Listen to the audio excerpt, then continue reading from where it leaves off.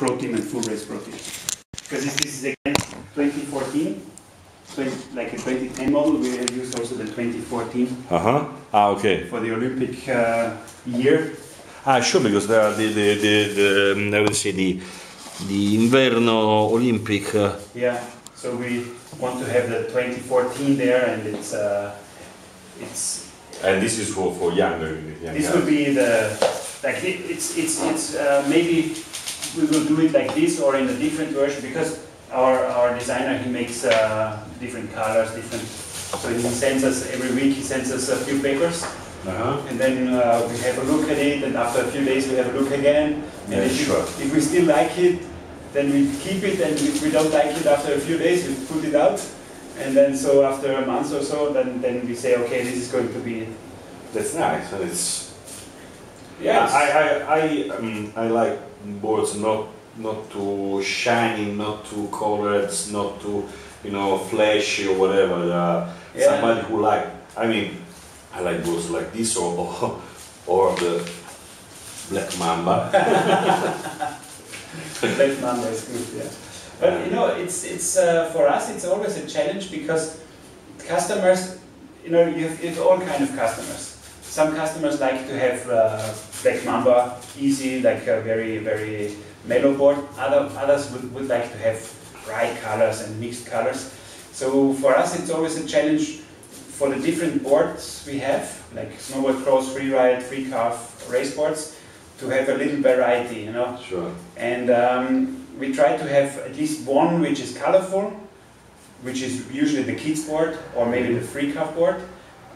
One which is a classical race. Everybody's saying that your free carve board is one of the best. What's the name now? Full carve. Full carve. Yeah. Everybody says it's wonderful. That one. Yeah, it's really is great, because it's even my personal favorite. Like the race boards, I race on them and I like them, and we have a lot of success with them. But for my snowboard day, if I go up on the mountain the whole day, I take my favorite board is the Full Carve 70, and for me it's the perfect size. You are 180. 180. 180. Yeah, 180. Your 80 weight kilos. Sure. Yeah. So it's for me the perfect board, because I can go fast with it, I can go slow with it, I can make big turns, small turns, and if there is people on the there is no titan limit, no? It's Full Carve not. No, it's not titanal. It's fiberglass and carbon and the rubber and the carbon and the rubber and so a little bit. Please just take. No, it's. So it's not titanal in it, but except the titanal, the rest is nearly the same. It's we have. Because we are talking about how we say it on weekend user. Yeah. There is a great come dice lotta. People will say we need titanal. People would say titanal is only for race. People say that titanal is not lasting, and people. I think that the reason why people say titanal is not lasting is because there is brands that they use titanal boards or titanal material. They really get flat and they get softer after a year. I've had the experience from riders that then step on our boards, and after 1 year they say, "Oh, my board is like new." So we have a lot of people come from other brand to SG snowboards. Yes, more and more. Yeah, and we have the advantage of our production side that they before I get a board for testing, the board runs through the factory testing system. They have machinery where they put the prototypes, and like one machine is it's a bending machine, and it bends the board really like super big. Like I would never bend the board so much except I crash full power, then maybe. So it bends the board nearly like 180 degrees, kind of like this. A U. Like a U, yeah. And it does it 10,000 times. So. And it's been measured before for the camber and for the stiffness. They put 50 kilos and measure how far it goes. Yeah, sure. and they do it And that one, afterwards. you told something that you, that are a producer, have to say, because people doesn't understand.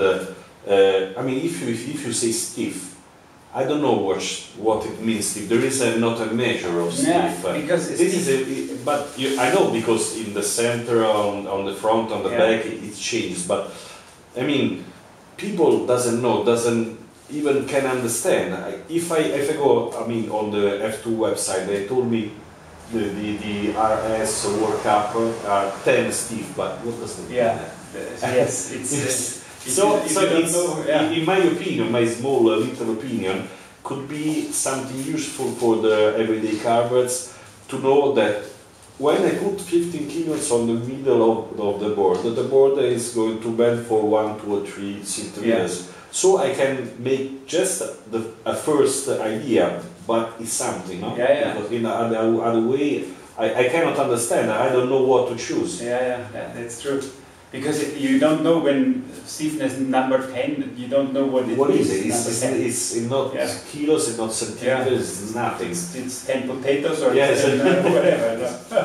And so, and so with this machine, they measure it from, like, when it's brand new, they measure, okay, stiffness is 5 centimeters bending, and the pre-camber is maybe 12 millimeters, like the camber.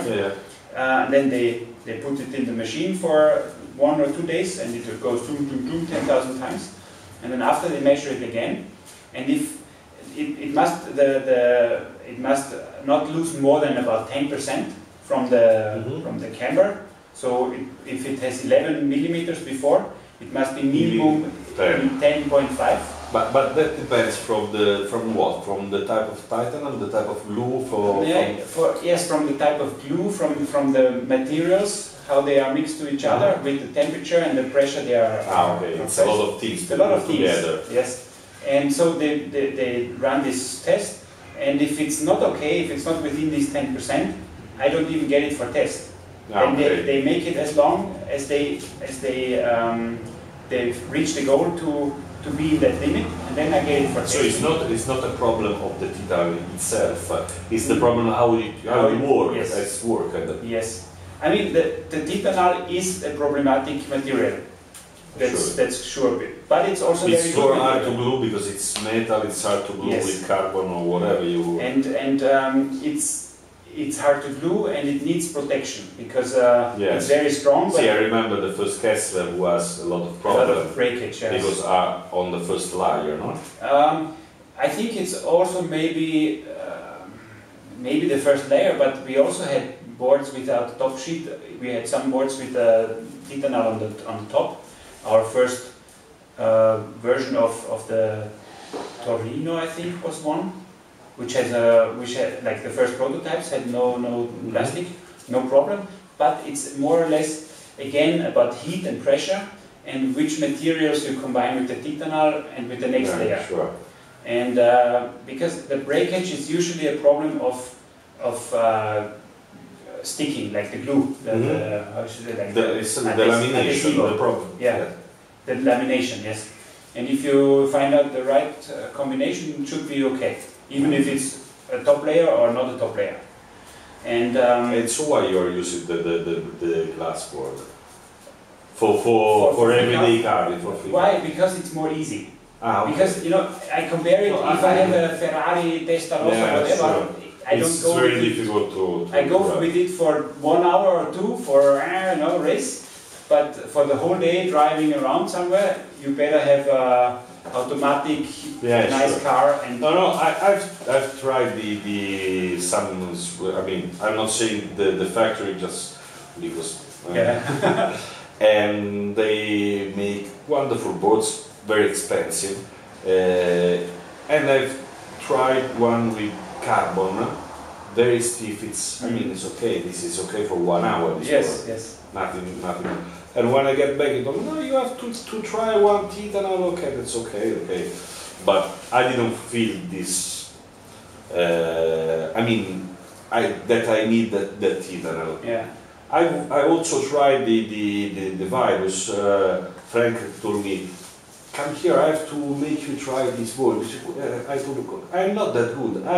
I'm very appassionato. I like snowboard, but I'm not that good. No, no, come, I have to make you try one special weapon. It's a wonderful board, but not for me, not for everyday use. It's a titanal top sheet. It's very aggressive. I mean, you can just think about having a turn, and it goes like on the one side. With a stiff, when you speak about a stiff board, excuse me, I understand it was a really good board, but not for me, and not for a lot of people. And like when you speak of a stiff board laterally or torsionally, you know, it's also a difference. You can have a stiff board, which is still easy to ride because torsionally it's more easy, or you can have a soft board but torsionally stiff, which is still very aggressive. So there is so many things coming in. And the titanal, to me, for a recreational rider, I think it's too much.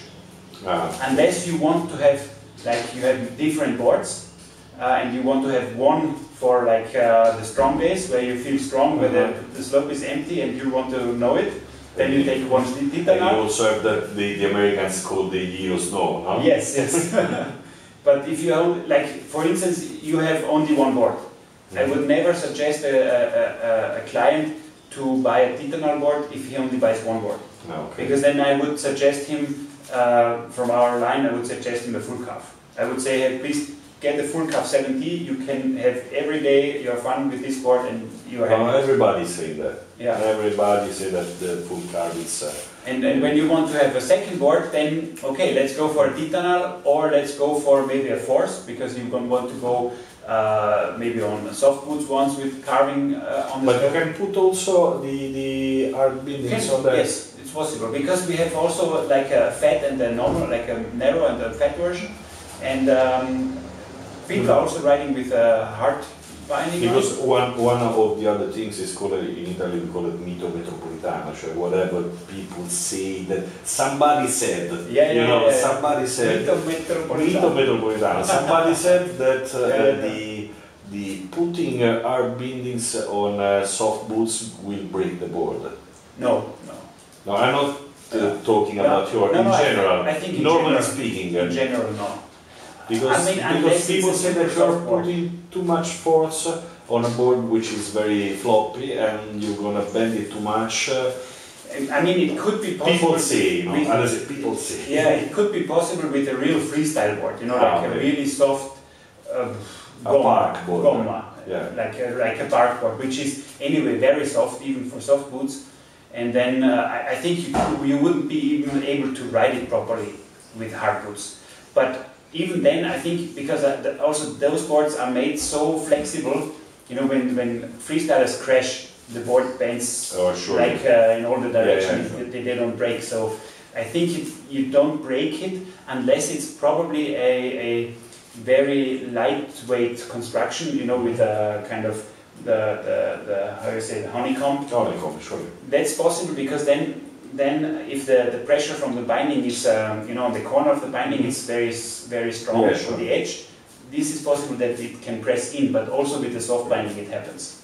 So like there was some friends of us, they had a Burton, what was it called, some super lightweight freestyle board of Burton, and they've had the same problem, that the freestyle binding got into the surface of the board because of the honeycomb.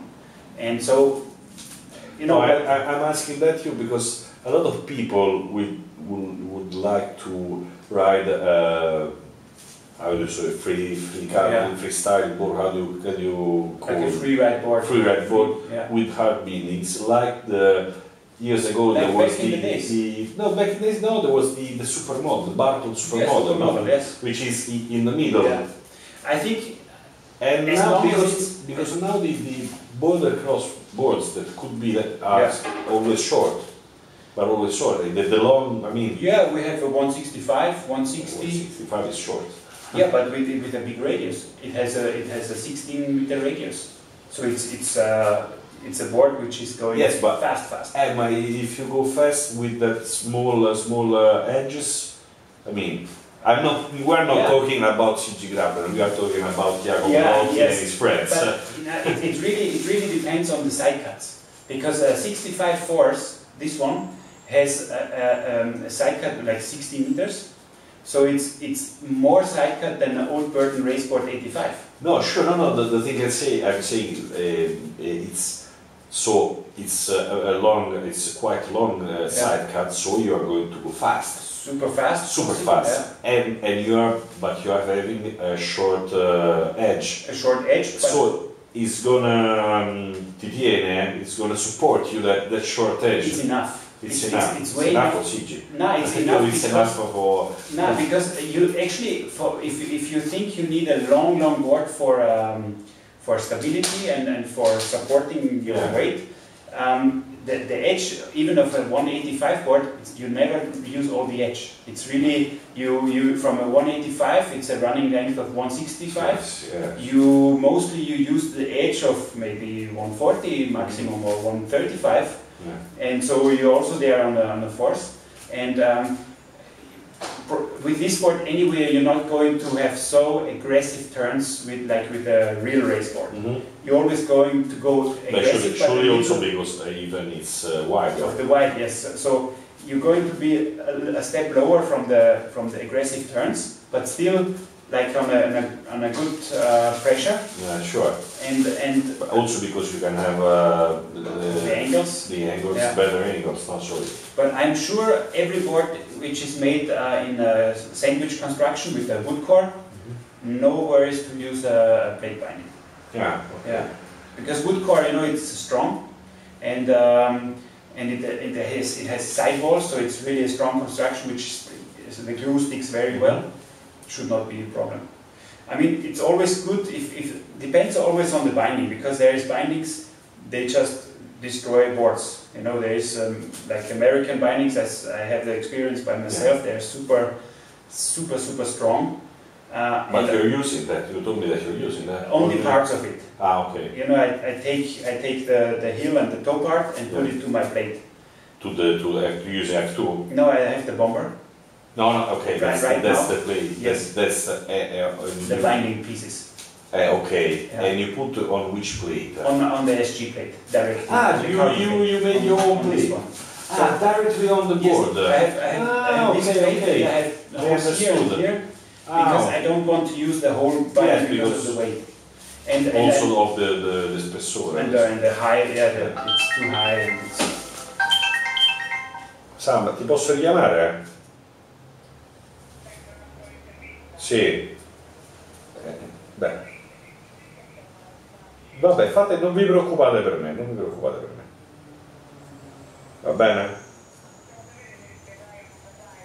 Tra una mezz'ora. Sì. Dai, ti chiamo dopo. You have to go. Tell me, no worry. No, not stressy, but what time is it actually? Nearly 8 o'clock. Nearly 8 o'clock. Elisa, wenn wir... Ja. 10 more minutes, oder? Quarter of an hour. Yeah.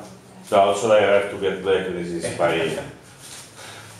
So I use the to put directly on. Directly, because I want to have least weight, least... Sure. Detza, and because you definitely know your stance and your angles. And so with this bomber binding, we had experience from not only us but also other companies, that the small circle that the bomber plate is lying on the board, it actually more or less destroys the board's inside area. So we have also the one with the rubber. Also the one with the rubber. So it's better with the rubber, but it's still. I've got the TD1, the first model. Yeah, this is the worst. They also call it can opener. The leverage is so much that it's like a can opener. You can pop the inserts. And for instance, K-Tech, they have seen this problem because they have the same thing. But they have then made the solution by having the bridge Yes. You know this? Yes, I know the cut. So Yes, they put the breech on it and then they put the binding, so the pressure is going to the toes and to the and yes, it's but Katek also is our.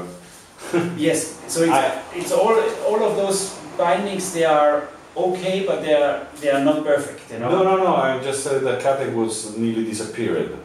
Yeah. It's very. They don't answer to. No, you're gonna. I found some on the Pogo website for a friend of mine who wants to, because they look very nice and you can set up in whatever you. I think it's a clever system, a clever idea. Yeah, but it's very difficult to move, because you have to the same idea you can find it in the 1994 Nagano.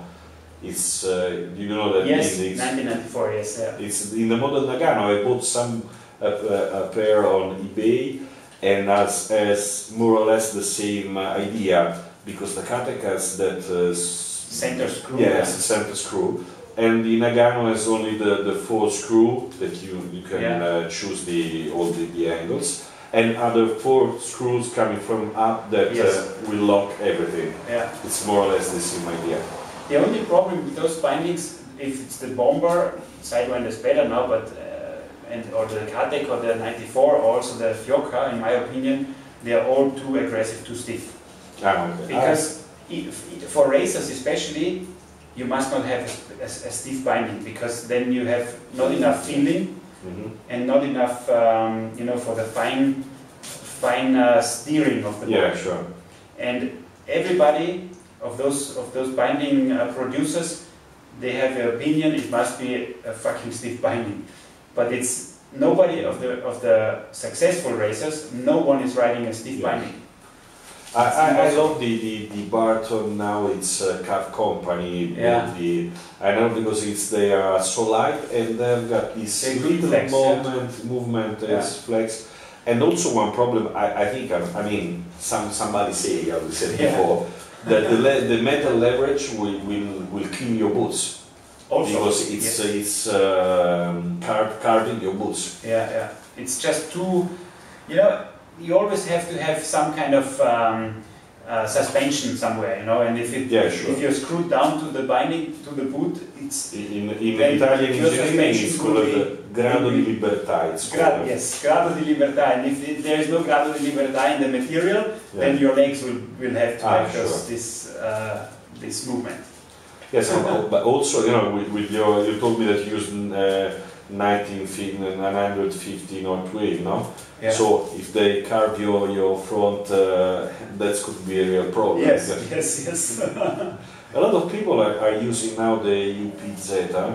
Yes, because I think it's the only boot which nowadays available that is still like an okay boot. It's not perfect, but it's for sure better than Deluxe for racing. Deluxe I don't know. Everybody has Deluxe. It's very easy to find, but there is this problem with the tallone. I would say that it moves up and down, moves up and down. And I don't think they do any development of the boots. They are only changing colors now. Okay, they have got that really nice buckle, but nothing more. No, because nobody wants to invest anything. It's like minimum investment and just letting it go. And they don't have to, because there is only 2 more brands on the market. So but people now, I've heard people using the Alpine boots, like Dalvelo, Clifton. Yeah, more and more, like Dalvelo or the old Reichle, like it's called full tilt now. Full tilt. Full tilt, you can find easily on the internet. The full tilt are the same boots as the 20 years old Reichle. Yes, because they bought the mold from Reichle and they made free ride. The UPZ are very compact footprint. It's very compact, and they are you can easily adapt to your feet. Yes. And there is no way to move your tallone, because it's like closed in a upside down Y. Yes. It's I don't know if they are good to race. I don't know that, but. Yeah, I think there is a lot of. I tried them myself for free carbing. I was quite satisfied. For racing, as I was used to the Northwave, I wasn't satisfied enough. Yeah. So The North Wave I went Mysterium. back to the North Wave.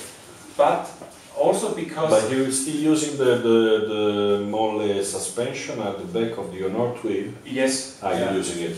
Because I've got the 900, which are softer, and I took off the one of the back side. I put some rondelle, I would say. Rondelle, And on the I mean, my things are also very, very... okay. I've limited changed minimum. okay. I've changed also I forgot The springs. The springs. For the front side, I put the yellow stiff one. Yeah. And someone took it from some boots I bought on the internet. I don't remember, and to make them more stiff. Yeah, yeah, and I use some tongues which are pretty stiff. So I have. You changed the I have some extra tongues of carbonical.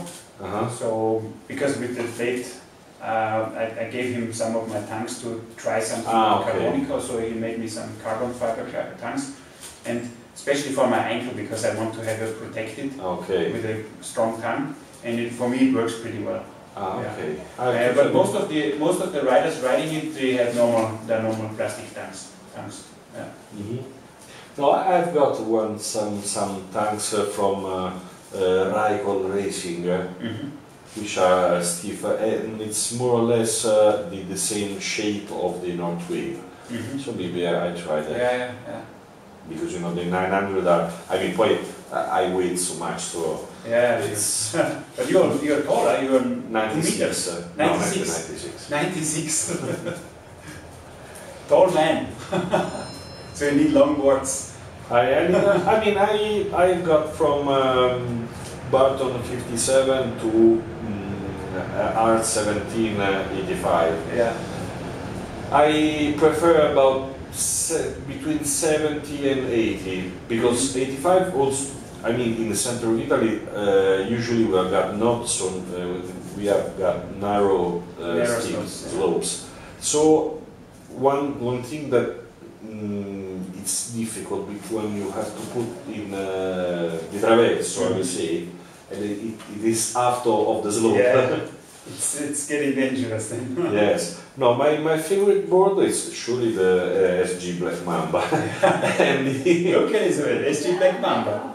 I like it. And the one Barton Factory Prime 78. Both from one World Cup guy, which is it's called.